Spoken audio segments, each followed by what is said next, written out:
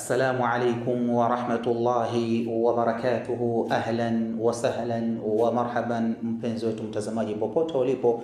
Basi ni mimi ambayo kwamba napenda kukukumbusha, ukumbusho wenyewe ni kuhusiana na mwezi mtukufu wa Ramadhan, haswatan swala zima la kusoma Qur'an. Ndugu yangu, dada yangu, shangazi yangu, kwa nini umeacha kusoma Qur'an? Na Ramadhani ilipoanza ulikuwa umeshikana vizuri, unaamka usiku unasoma Qur'an, ukiswali unasoma Qur'an. Sasa hivi umeanza kurudi nyuma.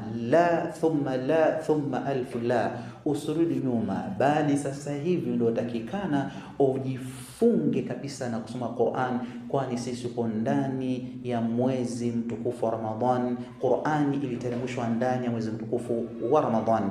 Kwa nini usome Qur'an? Dada yangu, una matatizo mengi, soma Qur'an. Mama yangu, una matatizo mengi, soma Qur'an. Kaka yangu, naona unawaza, una mipango mingi, soma Qur'an. Qur'an inarahisisha mambo.